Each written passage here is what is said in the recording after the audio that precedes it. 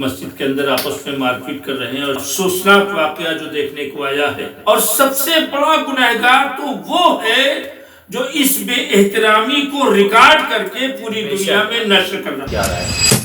بسم اللہ الرحمن الرحیم۔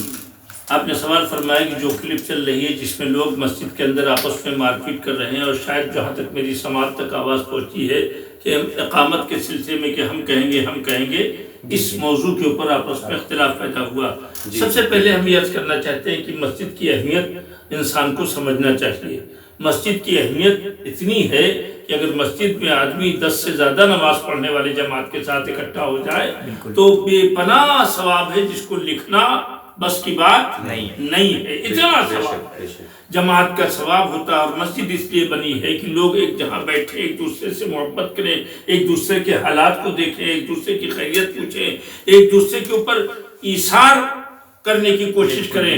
لیکن یہ افسوسناک واقعہ جو دیکھنے کو آیا ہے، اور واقعاً یہ قابل مذمت ہے۔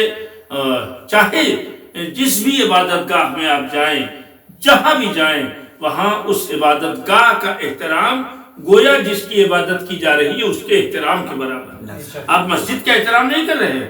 آپ مسجد میں جا کر کے مسجد کے آداب کے اتنا تک تاکید کی گئی ہے کہ مسجد میں آپ داخل ہوئیے تو پہلے داہنا پیر آپ اندر رکھیے۔ مسجد میں داخل ہوئیے تو 2 رکعت داخلہ نماز داخل مسجد پڑھنا مستحب ہے۔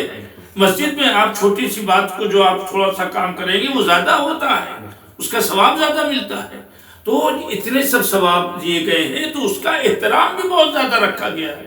مسجد کا احترام، مسجد کو نجاست سے بچائیے، مسجد کو کثافت سے بچائیے، مسجد کے لیے جتنا بھی بہتری کر سکتے ہو۔ تو صرف مسجد کو چمکنے کی ضرورت نہیں ہے، مسجد کے ذریعے سے اپنی فکر، اپنی سوچ، اپنی انا، اپنے غرور، اپنے تکبر کی طرف بھی دیکھنے کی ضرورت ہے۔ ہم آئے ہیں اللہ کی بارگاہ میں سجدہ کرنے، سجدہ کر رہے ہیں، سبحان ربی الاعلی وبحمدہ، اپنے غرور کو اس کے ذریعے سے مٹا رہے ہیں۔ لیکن اس کے بعد اگر اس طرح کی حرکتیں دکھائی دے رہی ہیں کہ آپس میں افطار کے لیے، آپس میں امامت اور پیش نمازی کے لیے، آپس میں کیا کہتے ہیں اقامت کہنے کے لیے، مکبری کرنے کے لیے، یا کسی اور مرحلے میں اگر اس طرح کا اختلاف ہو تو واقعی مسجد کی بے احترامی ہے۔ اور ایسے لوگوں کو میں اللہ سے دعا کروں گا کہ اللہ انہیں اصلاح کرے۔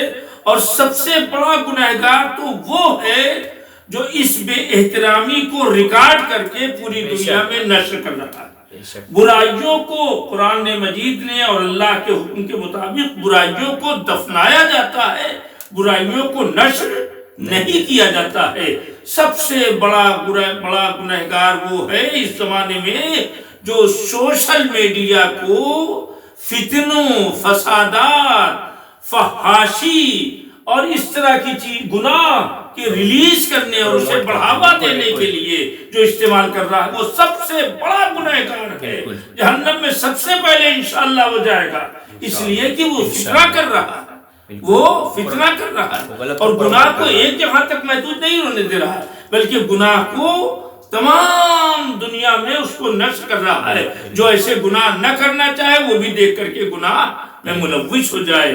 لہذا ہم اس بات کا سختی سے کنڈم کرتے ہیں اور ہر اس آدمی کو کنڈم کرتے ہیں کہ جو غلط چیزوں کو بغیر سمجھے بوجھے وائرل کرنا شروع کر دیتا ہے، چھوٹے چھوٹے جھگڑوں کو بڑا کرنے کے لیے اس سوشل میڈیا پر وائرل کر دیتا ہے۔ یہ نہیں سوچتا کہ اسلام کی عزت، قرآن کی عزت، مسجد کی عزت، مومن کی عزت کی بڑی قیمت ہے۔ اللہ ہم سب کو ماہ مبارک رمضان میں اپنی انا، اپنا ایگو، اپنے غرور کو دفن کرنے کی توفیق عطا فرمائے، اور ہمیں بہتر چیزوں کو نشر کرنے کی توفیق عطا فرمائے۔ والسلام علیکم ورحمۃ اللہ وبرکاتہ۔